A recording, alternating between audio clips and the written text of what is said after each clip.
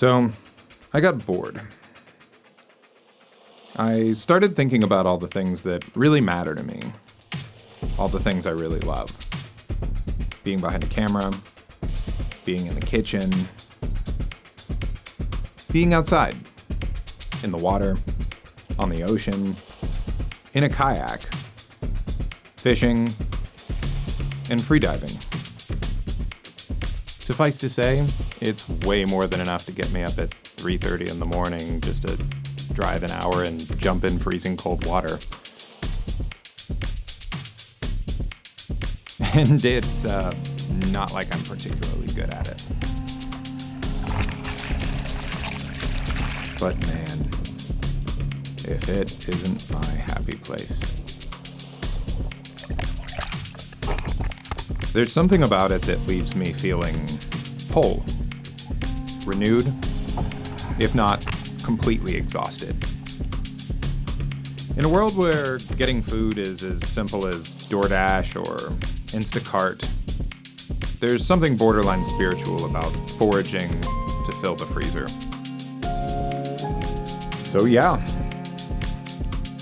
let's be self-aggrandizing. Let's make content. I'm going to bring you into my kitchen today, and I'm going to show you one of my favorite meals. I'm going to show you how I make ceviche. It just makes me so happy. And you can complicate it or make it as simple as you like. So here we go. Citrus, arguably the least negotiable part of the dish. It's easily half the equation. I don't like mine too sour, but you do want a good bit of liquid to coat the fish. So I like a 1-to-1 mix of either orange or grapefruit to lemon or lime. Fresh ingredients are mandatory. Protein. For this, we'll kind of focus on white, flaky, kind of fatty ocean fish.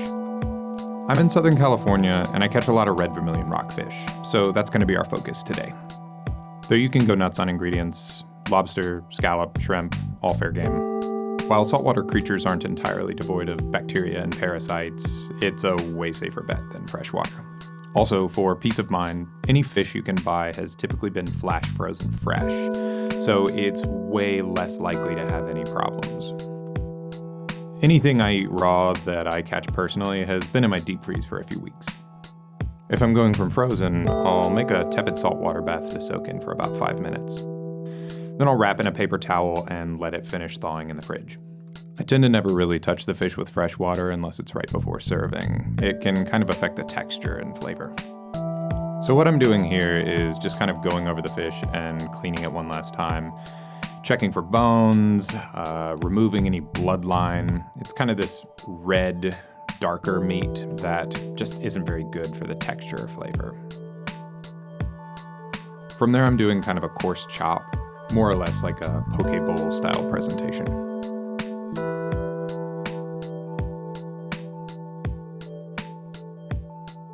Okay, what you see here is more of a fancy presentation, kind of sashimi style. Do not come for me on my knife skills. I am an amateur at best, admittedly.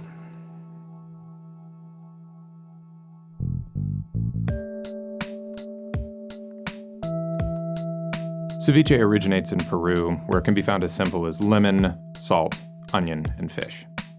I tend to complicate things a little bit.